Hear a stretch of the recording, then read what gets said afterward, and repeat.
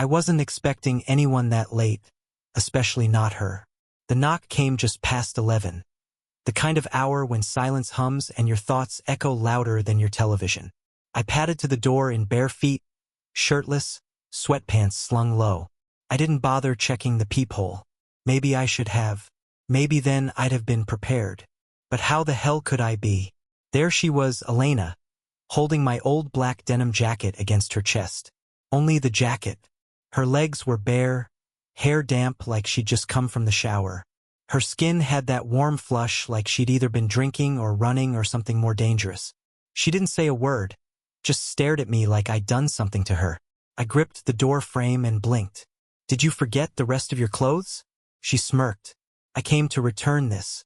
You left it after the bonfire." That bonfire had been 2 weeks ago. She'd worn my jacket after the wind picked up, wrapping herself in it like it meant something. I remember watching her across the flames.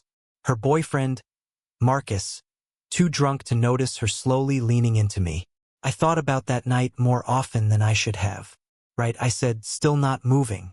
"Thanks." She tilted her head. "Aren't you going to invite me in?" That was the problem with Elena. She was never obvious. She made you question if you were the one crossing a line or if she'd already done it for you. I stepped back.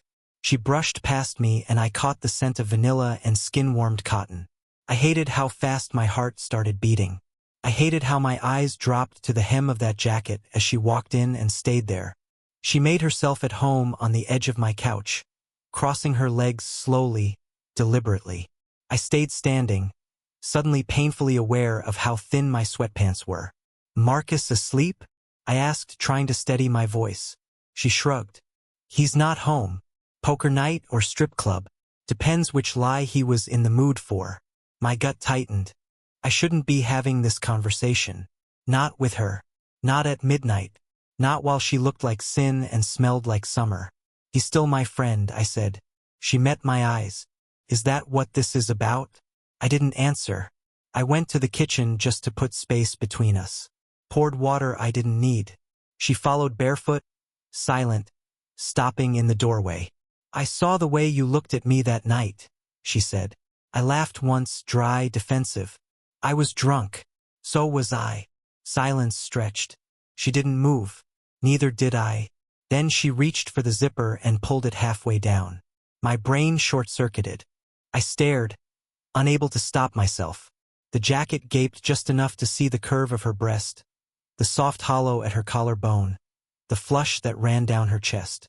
She wasn't wearing anything underneath. "Why are you doing this?" I asked, my voice low. "Because you're the only person who's made me feel something in months." I turned away. I didn't want to hear that. I didn't want to believe it. "I'm not him, Elena." "I know. That's why I'm here."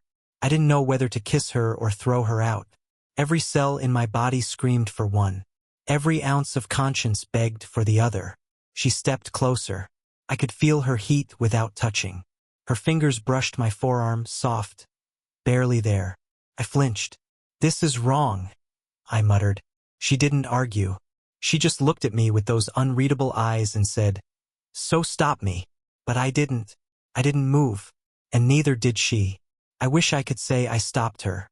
That I found the strength to pull away, to send her home, to shut the door on everything we both knew shouldn't happen. But I didn't. And she didn't leave. She stayed. She walked past me slow and sure, like I already belonged to her. Like this was inevitable. And maybe it was. She let the jacket slip from her shoulders. And for a second, I forgot how to breathe. The soft thud of denim hitting the floor sounded louder than it should have in my quiet apartment. I didn't know where to look. Everywhere felt like a sin. She didn't try to cover herself. She just stood there, calm, still beautiful in the kind of way that made you ache. "I can go," she said softly, "but I don't want to." Her voice cracked something in me, some barrier I'd spent weeks pretending was solid. I stepped toward her. Hands clenched at my sides like that would stop me from doing what every part of me screamed to do. "This will ruin everything," I whispered. She tilted her head. Everything was already broken. I didn't kiss her. She kissed me and I let her. It was the kind of kiss that made my knees weaken. The kind that tasted like regret before it even ended. Her hands were on my neck, my chest sliding under the fabric like she was memorizing the feel of me. I touched her like she might disappear, like I wasn't supposed to, but couldn't help myself. Her skin was warm, alive, real, and I was lost. We didn't speak again until hours later. She lay beside me, tangled in sheets, staring at the ceiling like she didn't know how to look at me now, like it hit her only after. What we done? What are we doing? I asked finally, my voice barely there. She didn't answer, and that silence hurt more than I expected. The next day was worse.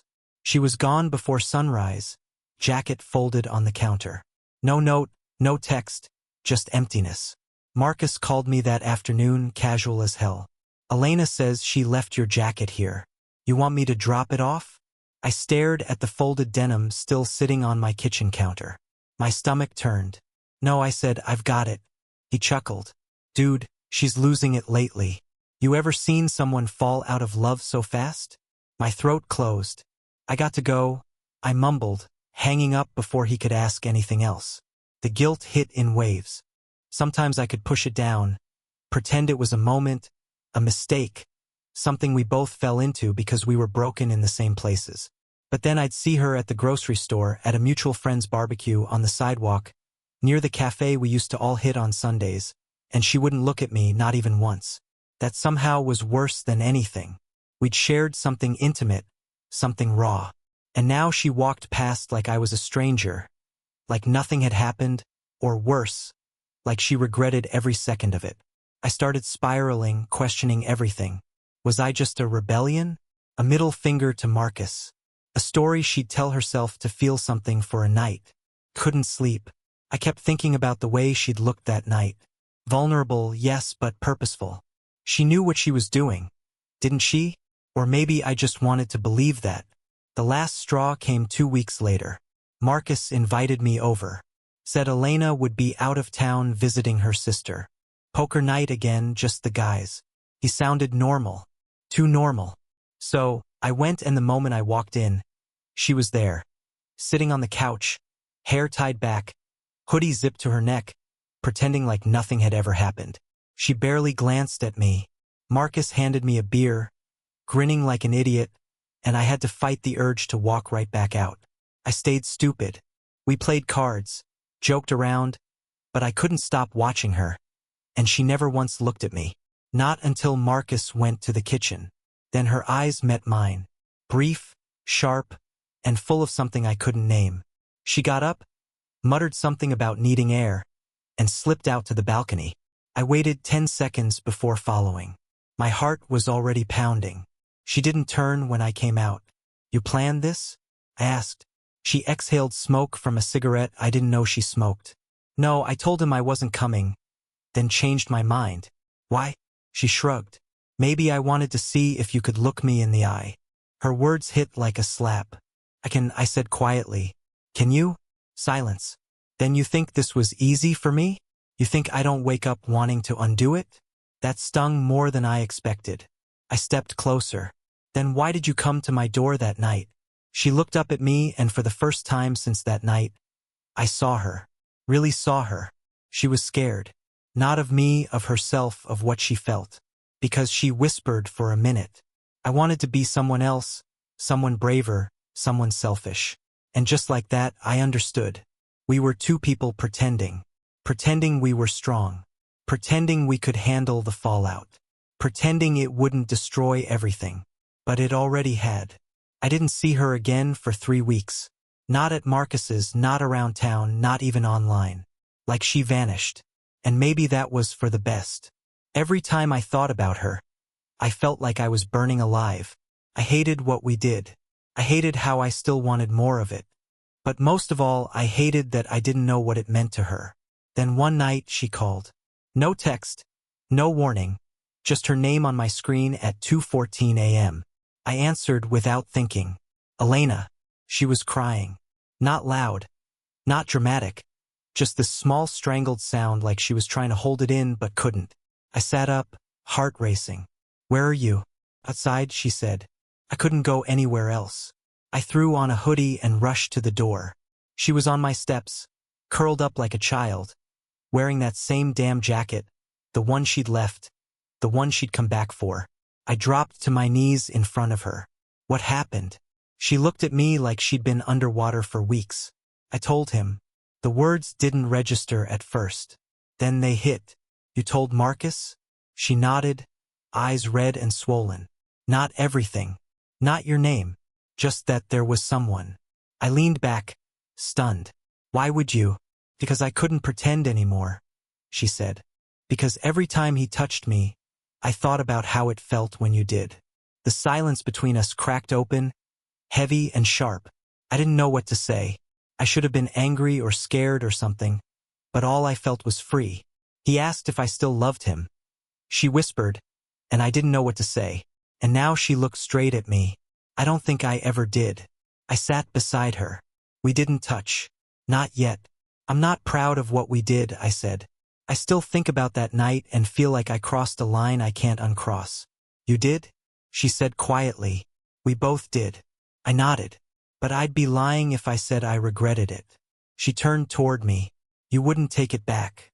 I take back the lies, the timing, the secrecy, but what happened between us? No. She leaned her head on my shoulder. I don't know what comes next, she said. I'm not good at this. Neither am I. We sat like that until the sky started to turn gray. And for the first time, I felt like we weren't hiding anymore. Of course, real life didn't wait. Marcus found out a week later. Don't ask me how. Maybe he saw something in her eyes, or maybe someone talked. Small towns are like that. He showed up at my place. No warning, just rage.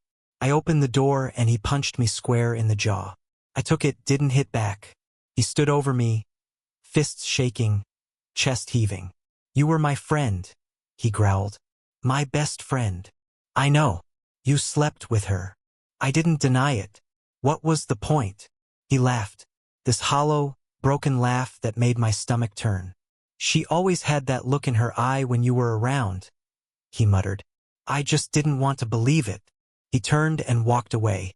And just like that, 15 years of friendship were gone.